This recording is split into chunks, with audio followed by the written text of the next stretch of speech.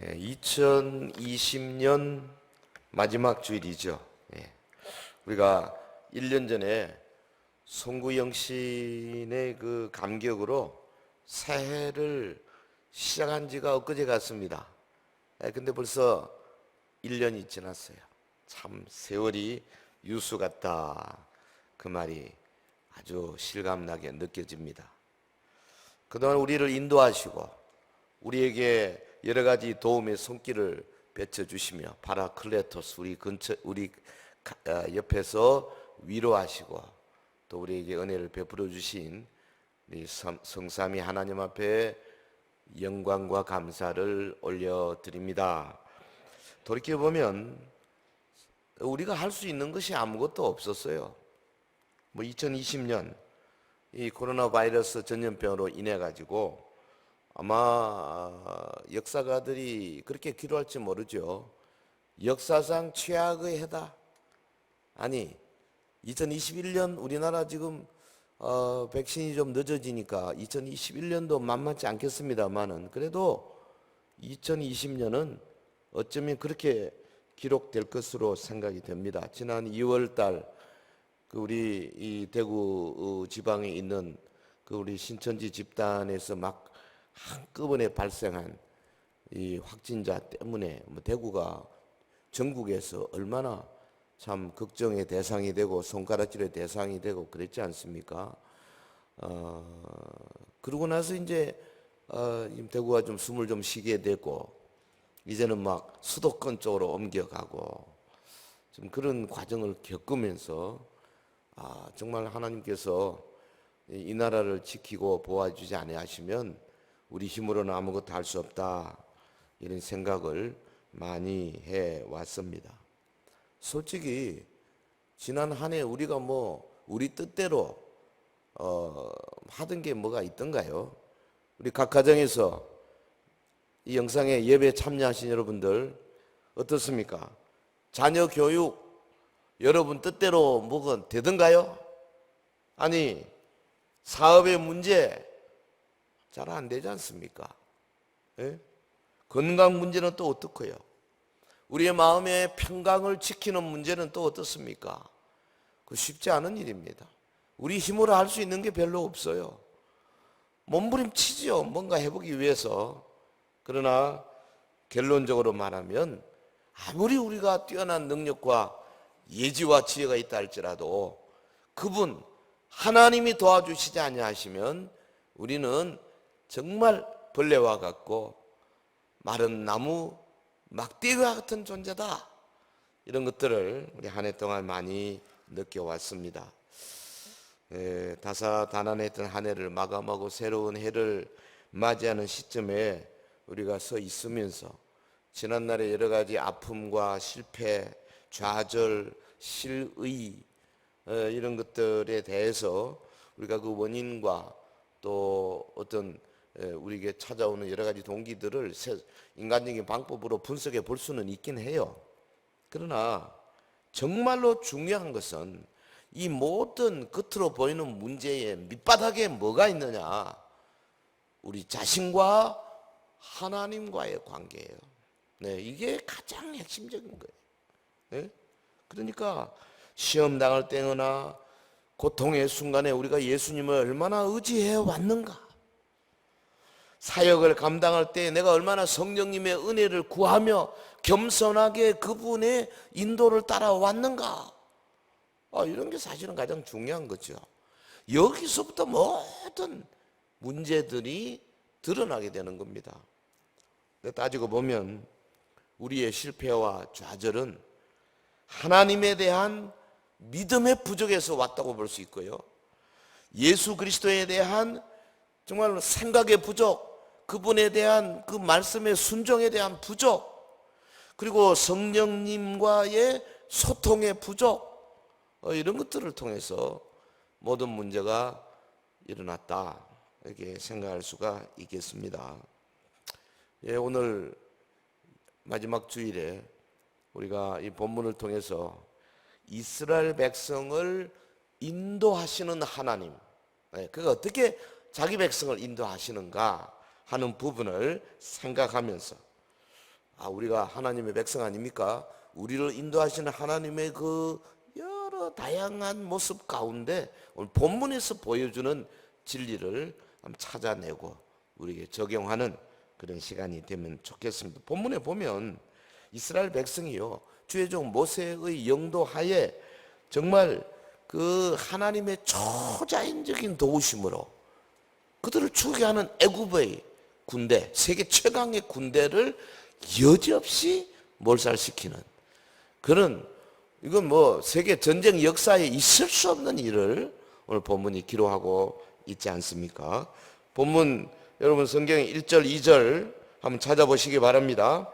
1절 2절 화면 주실 수 있으면 주시고요. 여호와께서 모세에게 말씀하여 이르시되 이스라엘 자손에게 명령하여 돌이켜 바다와 믹돌 사이에 비하 히롯 앞 곧 바알스몬 맞은편 바닷가에 장막을 치게 하라. 여기서요 딱 들어오는 단어 중에 놀라운 단어가 뭐냐 하면 이 돌이켜라는 말입니다. 하나님이 지금 모세에게 명령한 겁니다. 돌이키라. 야슈부, 돌이키라. 너희는 돌이켜라. 이 원형은 슈브입니다. 슈브. 그 180도 반대로 돌이키라는 거예요. 돌아가라, 리턴하라. 이게 무슨 이야기입니까? 이스라엘의 진행 방향을 완전히 바꾸어라. 그래서 결국은 거기 뭐 보면은요 200만 명 이상이나 되는 어마어마한 많은 무리를 끌고 지금 가는데 이걸 완전히 방향을 바꾸어라. 그리고 그 바꾸는 지점 정확하게 명칭까지 주십니다. 바다와 믹돌 사이에 비하 히롯이라는 곳이 있지 않냐. 그 앞에 보면 바알스본 맞은편 바닷가가 있다. 거기 장막을 치라. 왜 이렇게 구체적인 지명을 말씀합니까? 그 역사적 사건이라는 거예요. 이게 그냥 대충 지어낸 이야기가 아니고 아주 구체적으로 그 이스라엘을 홍해로 인도해 가신 예수 하나님, 정말 잘못된 거지 어찌 보면. 아니 애국 군대가 저 뒤에서 따라오면서 바로가 이렇게 보니까 이스라엘이 갑자기 방향 틀어서 가는데 저놈들 봐라, 바로 바다를 향해서 가는 거예요. 양쪽에는 막혔어요. 거기 들어가면 끝입니다. 이제는 우물한 개구리가 되는 거죠. 꼼짝 못하게 되는. 이제 뭐랄까요? 바로가 볼 때는 잡았다. 그게 하나님이 하시는 방법이죠. 이게 하나님이 자기 백성을 어떻게 도우시는가, 하나님께서 어떤 계교를 쓰고 계시는가, 도대체 하나님이 자기 백성에게 뭘 원하시는가. 여러분 성경은 이게 뭐 한 3,450년 전에 쓰진 그 출애굽기입니다. 그런데 이게 지금도 살아있거든요. 성경의 현시성, 지금도 우리에게 말씀하고 있다. 이걸 믿습니다. 그리고 성경의 충족성, 모든 성경 안에 오늘 우리에게 필요한 가르침이 다 있다. 이걸 믿는 거예요, 우리가. 자, 여기 보십시오. 하나님께서 이스라엘을 그렇게 구원하듯이 자기 백성을 구원해 내시는데 그 하나님의 계략, 하나님의 정책, 하나님의 그 뭐랄까요? 전쟁에 임하시는 그 기기묘묘함, 이것은 뭐 3,000년 전이나 지금이나 똑같다. 하나님은 똑같습니다. 그 하나님이 우리를 못 도우시겠어요? 서연교회를 못 도우시겠습니까? 대한민국을 못 도우시겠습니까? 이 땅에 있는 주의 백성들을 도울 수 없겠습니까? 할렐루야. 집에 계신 여러분들 할렐루야. 제가 할렐루야 하면 아멘 하셔야 됩니다. 자, 봅시다. 그 하나님이 자기 백성을 구원하시는 경륜, 첫 번째 딱 눈에 들어오는 게 뭐냐 하면 이 바로 원수 세력이죠. 자기 백성의 원수 세력을 이용해 가지고 하나님이 온 세상으로부터 영광을 받으시는 분이다. 요 점이 하나님의 말씀을 통해서 명확하게 나타납니다. 하나님은요 마귀와 귀신들과 이 원수의 세력들을 사용하셔가지고 오히려 크게 영광 받으실 수 있는 분이신 줄 믿습니다. 다르게 보면 하나님이 치밀한 계획을 갖고 계신다 이거죠. 그 때로는 자기 백성도 사용하세요. 그리고 마귀의 군사도 사용하신다고요. 자, 본문 4절 보겠습니다. 4절 같이 할까요? 시작. 내가 바로의 마음을 완악하게 한즉 바로가 그들의 뒤를 따르리니 내가 그와 그의 온 군대로 말미암아 영광을 얻어 애굽 사람들이 나를 여호와인 줄 알게 하리라. 한 절 더 보겠습니다. 18절 시작.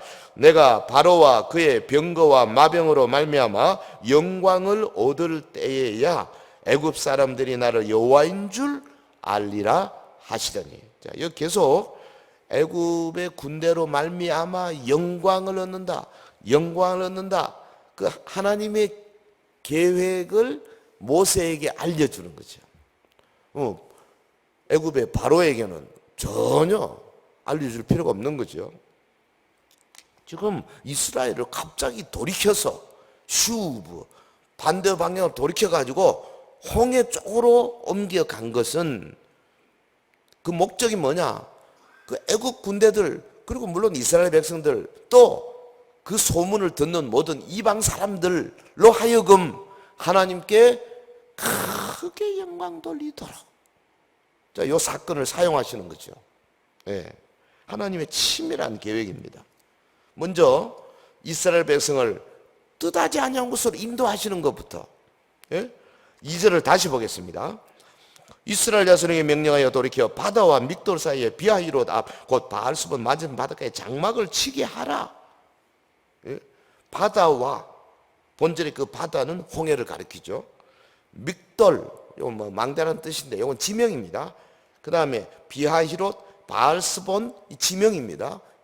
현재는 여기가 어딘지 알 수가 없어요. 고고학적 자료도 지금 나오질 않고 그러나 대부분의 학자들이 뭐라 그러냐면 이걸 수에즈만 지금 현재 수에즈만 북방 한 16km 지점 거기에 그 비틀레이크라고 있습니다.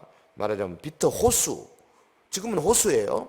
근데 이제 지금으로부터 한 3,500년 전 모세 시대에는 요게 그 바다가 어디까지 올라왔냐 하면은 요 수에즈만과 연결된 수에즈 최북방 거기에 한 폭이 3km 정도 되었을 것이다. 그렇게 봅니다. 그러니까 모세가 그 건너간 게 한 3km 정도의 그 남쪽은 홍해는 굉장히 넓죠. 그건 안 되죠. 아주 좁은 폭의 그 길을 간 거예요.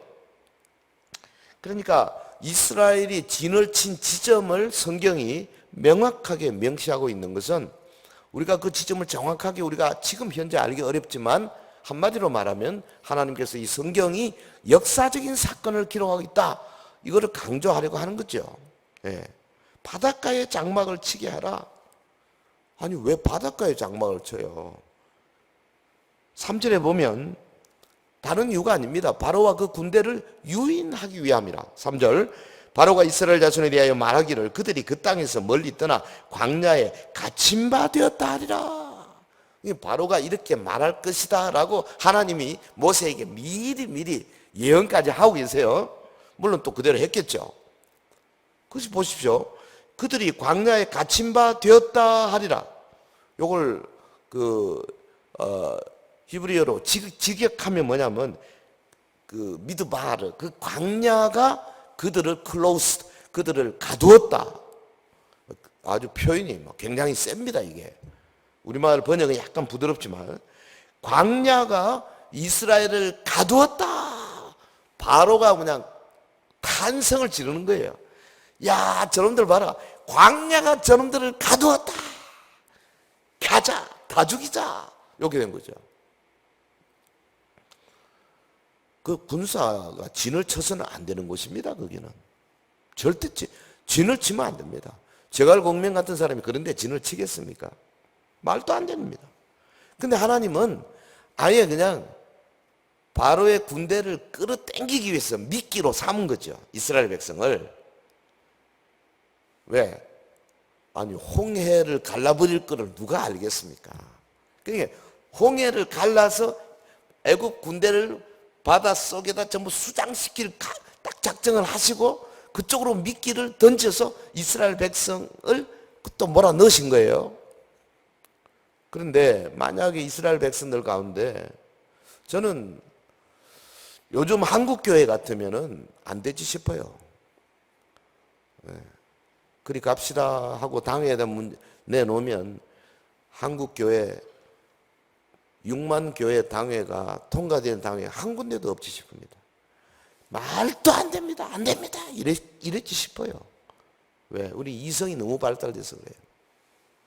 근데 여기 보면 그냥 말도 안 되는 말씀인데 모세가 한마디 한 이스라엘 백성이 따라간 거였죠. 할렐루야.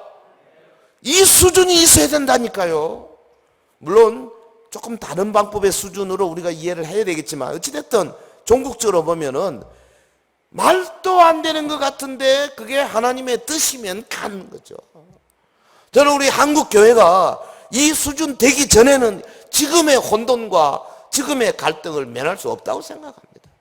뭐 총회 가보면요, 저도 뭐 총회 왔다 갔다 뭐 거의 뭐 열 몇 번을 해봤지만 이 하나님의 뜻이라는 개념보다는 전부 자기 생각, 그 다음에 자기 지역, 호남, 영남, 이북, 서울, 충청 지역들의 그 이기적인 여러 가지 것들, 혹은 오래 전통들, 이런 것들이요.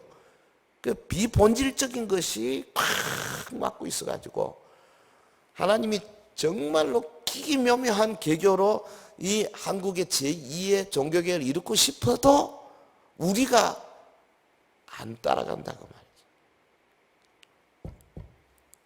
말이죠. 전국 교회는 어떻다 하더라도 저는 그렇게 기도합니다. 우리 서현 교회는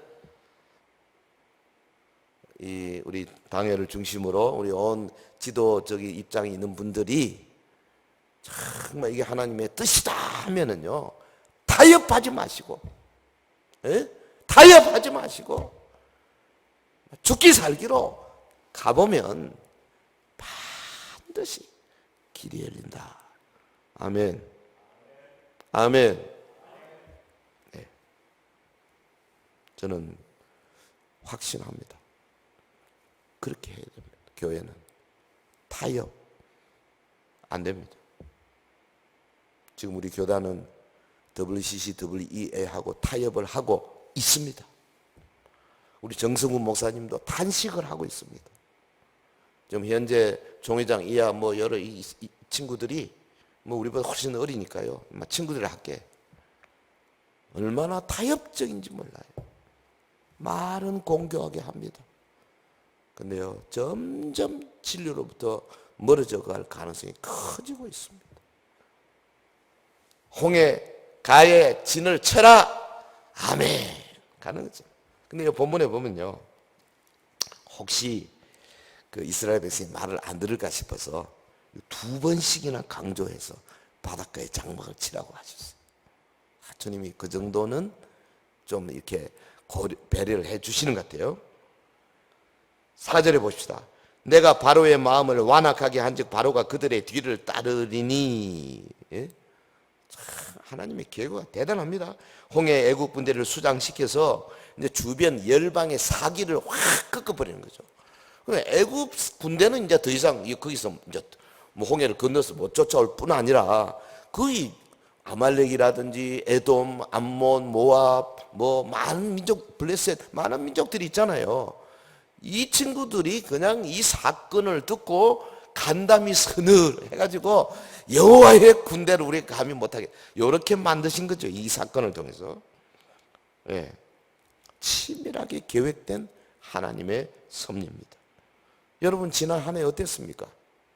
혹시 앞에는 홍해가 막혀 있고 뒤에는 애굽의 군대가 쫓아오는 그런 상황 비슷하게 있은 적이 없는가?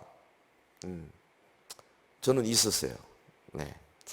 제가 아주 한 두세 달 기도 많이 하면서 그래서 한 2주 전에 깨끗하게 다 해결했습니다. 그 하나님이 기도를 통해서 하나님이 주시는 그 길을 믿음으로 딱 들었으니까요. 일주일 만에 그 1년 2개월 동안 헤매던 그 일이 순식간에 호다닥 터지는 거 봤어요. 근데 그때까지는 좀 믿음이 좀 내가 너무 손해보는 거 아닌가 뭐 이런 생각도 했었어요. 예. 참 기계 막 아무도 예상하지 못했던 겁니다. 우리 6,500명이 아무도 예상 못했던 거를 제가 그냥 만들어버렸지. 근데 사람이 참 금방 바뀝니다. 한 2주 지나고 나니까 제가 앞장서 했다는 사실 자체를 잊어버린 사람들이 많더라고. 그 다음에 자기 욕심을 따라서도 지가 막 하고 싶은 것들이 많이 일어나더라고. 어차피 이 세상은 그래요. 하지만 하나님 나라에서는 아마 그 뭐 등록이 안 돼 있을까. 저도 면류관 받아야죠. 주님 나라 가서. 여러분, 애굽의 군대가 뒤에서 쫓아오는 그런 어려운 상황. 그때 우리가 기억할 게 뭐냐? 오늘 8절의 말씀. 이스라엘 자손이 담대히 나갔습니다. 이거 꼭 기억하시기 바랍니다. 우리 주님은 우리 모든 상황을 컨트롤하고 계십니다. 여러분, 우리에게 필요한 것은 뭐냐? 믿음의 눈, 그 다음에 담력입니다. 담력, 카루이지, 용기입니다. 용기. 너희가 요단에 이르거든 요단에 들어서라. 홍해는요, 이스라엘 백성이 아직 성장하지 않아서 애굽에서 갓 나왔기 때문에 홍해 앞에서는 막 어지럽고 당황하고 했어요. 그럼 모세가 그냥 홍해 가르쳤어요. 하나님이 열어주셨습니다. 그런데 40년 이후에 나중에 이제 저들이 어디 요단강에 도착했을 때는요, 가만히 있어라. 하나님이 요단강을 열어주신다. 그러지 않으셨습니다. 그냥 요단에 이르를 때는 물이, 그때는 이제 그 소매 기간이 돼서 물이 굉장히 많았을 때입니다. 철렁철렁 뭐 도저히 건널 수 없죠. 그런데 그냥 제사장들이 언약궤를 메고 요단에 그냥 들어섰어요. 물이 있든 없든. 들어섰을 때 하나님께서 다 강물을 끊어버리셨잖아요. 이거 믿음으로 들어서는 수준. 이게 오늘 저와 여러분 상당한 이 신앙의 경륜이 있는 사람에게 요구하는 하나님의 모습입니다. 우리 새해에는 주님께서 우리 개개인을 향해서 멋진 계획을 갖고 계시는 믿고 기도하면서 하나님의 인도를 따라서 믿음으로 한 걸음 한 걸음, 또 교회적으로도 믿음으로 한 걸음 한 걸음 가시기를 주 이름으로 축원합니다. 아멘 소리가 잘 안 들립니다. 집에서 축원합니다. 자, 두 번째, 본문에서 하나님의 어떤 모습입니까? 자기 백성을 구원하시기 위해서 직접 싸우시는 모습이죠. 자기 백성을 위해 싸우시는 거죠. 보통 우리가 여호와 니시라 그러잖아요. 하나님은 전쟁에 능한, 전쟁터에 달리는 깃발과 같은 분이세요. 여호와 니시의 하나님. 자, 13절. 너희는 두려워하지 말고 가만히 있어서 여호와께서 오늘 너희를 위하여 행하시는 구원을 보라. 너희가 오늘 본 애굽 사람을 영원히 다시 보지 아니하리라. 그랬어요. 여호와께서 너희를 위하여 싸우시린다. 너 가만히 있을지니라. 참 멋지죠. 가만히 있는 겁니다. 부드러운 권유입니다. 아직 그들의 믿음 없음을 꾸짖지 아니하시는 하나님께서. 왜? 하나님이 직접 싸우시겠다. 그런데요, 여러분, 10년, 20년 신앙생활 한 다음에는 가만히가 아닙니다. 나가라. 기도나 가서 싸우라. 300용사를 데리고 매복해라. 강하게 적극적으로 말씀하십니다. 여기서는 지금 가만히 있을지니라 그랬어요. 당시 이스라엘 백성은 어땠습니까? 막 절망이었죠. 막 울고 불고 그게 뭐면요, 크라이 막 울었다. 그냥 울었겠어요? 어떤 사람은 막 바다에 빠져 죽으려고 했을 것이고, 어떤 사람은 막 애국 군대에 막 가가지고 항복하려고 했을 것이고, 완전 아우성이죠. 10절에 보면 바로가 가까이 올 때 이스라엘 자손이 눈을 들어본자 애굽 사람들이 자기들 뒤에 이른지라 이스라엘 자손이 심히 두려워하여 여호와께 부르짖고, 11절 그들이 또 모세에게 이르되 애굽에 매장지가 없어서 당신이 우리를 이끌어내어 이 광야에서 죽게 하느냐? 어찌하여 당신이 우리를 애굽에서 이끌어내어 우리에게 이같이 하느냐? 진짜 어이없죠. 아니 그 출애굽할 때 10가지 어마어마한 재앙으로 저들을 끄집어내 주셨지 않습니까? 그거 다 잃어버렸어요. 모세에게 매우 강력한 항의의 날을 세우지 않습니까? 그리고 12절에 뭐라고 했어요? 우리가 애굽에서 당신에게 이런 말이 이것이 아니냐? 이러기를 우리를 내버려두라. 우리가 애굽 사람을 섬길 것이라 하지 아니하더냐? 애굽 사람을 섬기는 것이 광야에서 죽는 것보다 낫겠노라. 참, 이거밖에 안 되는 거예요. 사실 우리 일반 성도들 수준은 이 정도밖에 안 된다고 봐야 됩니다.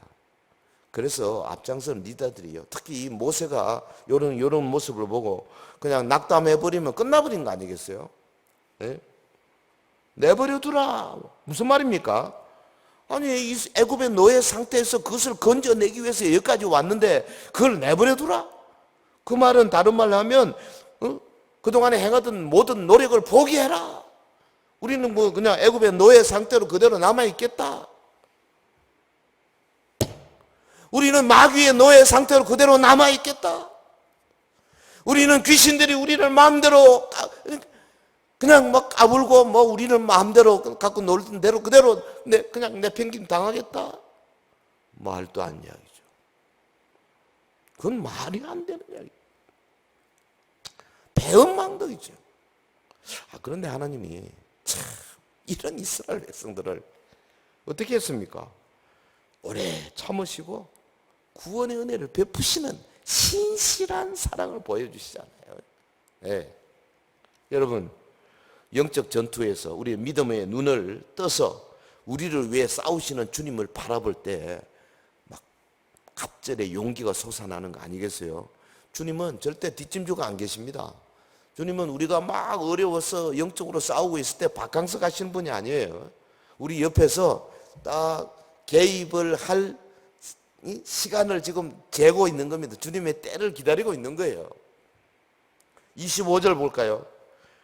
애굽 사람들이 이르되 이스라엘 앞에서 우리가 도망하자. 여호와가 그들을 위하여 싸워 애굽 사람을 치는 도다. 굉장히 흥미롭잖아요. 이스라엘 백성들은 지금 막 난리인데 멀리서 있던 애굽 사람들이 뭐라 그러냐니까 우리가 도망하자. 여호와가, 그러니까 이스라엘의 하나님이 그들을 위하여 싸워 우리를 치는도다. 여러분 이방 사람들은 여호와 하나님이 그 자기 백성들을 위해서 싸워주시는 것을 보고 있다 그 말이에요. 근데 정작 교회 안에 있는 성도들은 여호와 하나님께서 우리를 도우시는 것을 잘 못 느낄 경우가 많다니까요. 믿는 사람들은요 우리를 쳐다보면 야 역시 믿는 사람이 다르구나, 이거 보는 눈이 꽤 있더라고요. 저도 여러 번 그런 이야기 들었습니다. 근데 우리 안에는 보면 스스로 하나님이 우리와 함께 싸우시고 여호와 니시 하나님이 되는 것을 못 느낄 경우가 너무 많습니다. 성경이 왜 기록되어 있습니까? 이런 것들을 우리가 말씀을 통해서 우리의 마음판에 새기라는 거죠. 우리 주님은 자기 백성을 위해서 원수의 간담을 서늘하게 해 주실 수 있는 분이시죠. 그럼 뭘 두려워하십니까? 뭘 걱정하시냐고. 이제 이러한 주님을 바라보면서 우리 2021년 신축년 새해를 바라볼 때 정말 새로운 소망, 희망 이걸 가지고 믿음으로 출발하시기를 주의 이름으로 축원합니다. 축원합니다. 자, 하나 더 합시다. 이 본문에서 정말 놀라운 통찰력을 우리에게 주는 구절이 있어요. 그게 뭐냐? 하나님이 왜 이렇게 하시느냐? 자기 백성에게서요 애굽의 잔재를 완전히 싹 씻어내기를 원하신다 그 말이죠. 왜 그냥 이렇게 쉽게 그냥 가나안 땅까지 가게 하면 되는데 왜 홍해 쪽으로 가가지고 거기서 막 그 많은 군대들을 죽이고 거기서 그냥 그 길을 겪게 하느냐? 그 하나님의 목적이 뭐냐? 이스라엘 백성 안에서 애굽의 여러 요소들 그거 없애버리려고. 예를 들면 일제 36년 강점기에 우리가 뭐 해방되어도요, 얼마나 오랫동안 일본의 그 그림자 속에 살았어요. 저 우리 잘 몰랐죠.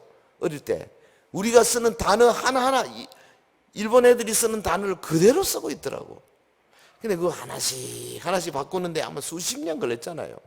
뭐 최근에 바뀐 국민학교도 그래. 그거 일본이 쓴 거 아닙니까? 교회에서요, 성가대 이거 일본 사람이 쓴 겁니다. 그래서 저는 성가대라 하지 마라, 찬양대라 해라, 그렇게 외치는 거예요. 납득이라는 단어도 일본 사람이 쓰는 거예요. 그 우리 이해라고 하는 게 좋아요. 이거 일본 애들이 하는 거예요, 이거. 그래서 우리 예배는 이거 안 하는 게 좋아요. 많습니다. 그런 게 한 개, 두 개가 아닙니다. 일본의 잔재를 뜯어내기 얼마나 어렵습니까? 요즘은 이제 그게 문제가 아니라 막 중국, 북한 막 이쪽에 잔재가 막 우리 이 운동권에서 많아가지고 그거 뜯어내는데 또 보통 일이 아니죠. 지금 하나님의 뜻은 뭐냐? 출애굽에서 이 숫곳을 떠나서 광야 끝으로 나왔어요, 이스라엘 백성들이. 그 몸은 애굽을 벗어났는데 이 머릿속에는, 또 이 심장 속에는 그냥 여전히 애굽의 끝들이 다 머물러 있는 겁니다. 보십시오. 12절 아까 읽었지만, 우리가 애굽에서 당신에게 이런 말이 이것이 아니냐, 이러기를 우리를 내버려 두라, 우리가 애굽 사람을 섬길 것이 하지 아니하더냐, 애굽 사람을 섬기는 시 광야에서 죽는 것보다 낫겠노라. 이게 뭡니까? 요거 문자로 한번 써볼까요? 이런 걸 이집트 컴플렉스, 애굽 컴플렉스예요. 요즘 심리학자들은 뭐 죄 대신에 컴플렉스라는 단어를 많이 쓰잖아요. 이게 애굽 컴플렉스예요. 아니, 하나님이 우리를 구원해 주시고 대신 싸워 주시는데도 우리가요, 항상 구원받기 전에 그 습성, 관성 이런 걸 갖고 있다 그 말이에요. 예? 다시 말하면 문제를 만나면 다시 옛 습성을 가지고 그 문제를 대하게 되고 옛 방식으로 그걸 해결하려고 하고 그러는 거죠. 그래서 광야로 나간 이스라엘 백성들이 정말 그 속에는 애굽이 가득히 들어가 있는 거죠. 그래서 첫 번째 하나님께서 생각하신 게 뭐냐? 이스라엘 백성 속에 애굽이라고 하는 이 잔재, 그림자, 이 영향력, 이거를 물론 한꺼번에 100%는 어렵습니다, 사람은. 그러나 일단 거의 한 7, 80%를 쫙 끊어가지고 떼내는 거죠, 이게. 애굽의 잔재. 왜냐하면 이 애굽 컴플렉스를 가지고는 하나님을 제대로 섬길 수가 없어요. 여러분, 우리가 예수 믿고 거듭나고 하나님 나라 백성이 되고 예배에 참여하고 그러면 우리 속에는 여전히 믿기 전에 가지고 있던 생각, 습성, 문화 갖고 있거든요. 이거 가지고는 성령의 충만한 은혜를 절대 받을 수가 없습니다. 이거 다 잘라내야 돼요. 그 이스라엘 백성들이 어떻게 됐습니까? 홍해 건너편에 건너왔어요. 막 뒤따라오던 그 애굽의 그 철병거들, 당시 세계 최강의 군대죠. 그냥 홍해 물이 합침으로 말미암아 다 죽었죠. 그 이스라엘 백성들이 직접 눈으로 자기들을 그렇게 못 살게 굳은 그 절대 강자의 시체들이 바다에 둥둥 뜨는 것을 직접 눈으로 보는 거 아닙니까? 이제는 저들의 세력으로부터 완전히 벗어났다. 얼마나 저들이 그 드리워졌던 그 두려움, 공포의 대상이 많이 없어졌잖아요. 물론 나중에 가서 또 뭐 만나니 메추라기니 이런 게 이제 막 먹는 문제 이런 거 할 때 내가 옛날에 먹던 야채가 그립다, 고기가 그립다, 또 그랬긴 했습니다. 하지만 상당한 부분의 애굽의 잔재를 잘라내시기 위해서 하나님께서 이 일을 하신 거죠. 여러분, 이것은 지금도 성령님께서 하시는 큰 사역 가운데 하나입니다. 오래된 습관 고치는 거 어렵습니다. 진짜 어렵습니다. 목사도요, 한 몇십 년 하고 나니까 그냥 잠바 걸치고 가서 전혀 목사님 표를 안 나고 하는데도 어쩌다 보면 또 그게 튀어나와. 오랫동안 판사를 지낸 분이 계셨는데요. 이분이 퇴직한 다음에 뭐 늦바람이 불어가지고 신학 공부를 해가지고 이제 목사가 됐어요. 근데 뭐 연세는 좀 드셨지만 경험이 좀 부족하죠. 목사 안수를 받고 처음으로 이제 결혼 주례를 하게 된 거예요. 판사 때는 제법 잘했는데 목사가 되고 나서 이제 결혼 주례를 하는 겁니다. 이 판사 목사님이 신부에게 묻습니다. 신부는 옆에서는 이 남자를 그대의 남편으로 인정합니까? 그러니까 신부가 예 그랬어요. 그래 이제 판사 목사님이 그 옆에 있는 신랑에게 묻습니다. 피고는 그것에 대해서 뭔가 할 말이 있는가? 그래 결혼식장에서 그랬다는 거 아니겠어요? 이 습관 못 고칩니다, 여러분. 참 힘듭니다. 근데 우리 이 죄의 습관은 더 힘들어요. 그래서 끊임없이 말씀으로 잘라내지 않으면 안 되는 거죠. 예? 우리가 누군데요? 사도 베드로 말하지 너희는 택하신 족속이요 왕 같은 제사장들이고 거룩한 나라다. 그래서 너희를 어두운 데서 뽑아냈지 않냐. 이제 하나님의 귀한 빛을 전하는 일이 너희 일이다. 여러분 우리도 아마 은연중에 애국 컴플렉스를 갖고 계실 거예요. 2020년 이제 며칠 남지 않았는데 이거 나 안에 어떤 종류의 애국 컴플렉스가 있는가 한번 살펴보시고 이 말씀을 통해서 여러분 정말 우리의 그릇된 습관, 애굽의 노예 근성 이런 것을 완전히 떨쳐버리고 2021년 신축년을 향해서 달려가게 되기를 주의 이름으로 축원합니다. 네, 말씀을 맺겠습니다. 자기 백성을 구원하시는 하나님 아주 머리가 좋으십니다. 아주 계교가 찬란합니다. 누구도 하나님을 당해낼 수가 없습니다. 그래서 우리가 어떤 어려움이 있어도 하나님은 딱 우리를 사용하시고 원수들까지 사용해서 얼마든지 그 일을 헤쳐나가실 수 있는 능력을 갖고 계시는 겁니다. 이 하나님 변하지 않으세요. 지금도 그러세요. 그런데 어떻게 하면 하나님의 이 뜻을 내 삶에 실제로 적용할 것인가. 제가 이번에 느낀 것은 뭐냐니까 결국은 그거더라고요. 꾸준히 하나님께 기도하는데 하나님이 내가 이렇게 할 생각이다 라는 느낌을 제 마음에 주시더라고. 그 내가 이렇게 하는 것이 이거 이렇게 하면 하나님이 역사하시겠구나 하는 확신을 서서히 주시더라고요. 그게 우리 그 빌립보서에 있는 것처럼 하나님이 자기 백성에게 먼저 소원을 주시고 그 이루어 나가시는 방법이에요. 물론 뭐 기적적으로 꿈에도 나타나시고 뭐 누구를 통해서 예언을 하고 뭐 요즘 뭐 미국에는 이상한 예언가들이 많잖아요. 그 굉장히 위험한 신사도 운동에 있는 예언가들이 그 한국에도 와가지고 요즘 뭐 무슨 트럼프에 대해 예언하고 뭐 문재인에 대해 예언하고 하는 거예요. 함부로 여러분 들으면 안 됩니다. 그거는. 하지만 꾸준히 하나님과의 관계에서 자기 속에 떠오르는 이 소망, 변하지 아니하는 기도의 제목 이런 것에 의해서 한 걸음 한 걸음 갈 때 큰 실수하지 아니하고 하나님의 인도를 잘 받을 수 있다 이렇게 생각합니다. 그러기 위해서는 먼저 믿음을 가지십시오. 하나님이 능력이 있다. 하나님은 우리를 위해서 모든 것들을 다 사용하신다. 거기에다가 하나님은 직접 여호와 니시 하나님이다. 직접 싸워주신다. 그게 우리에게 필요한 건 뭐냐? 우리의 애굽 컴플렉스를 깨끗이 지우고 오직 순수하고 깨끗한 몸과 마음, 거룩한 마음으로 하나님을 따라가야 된다.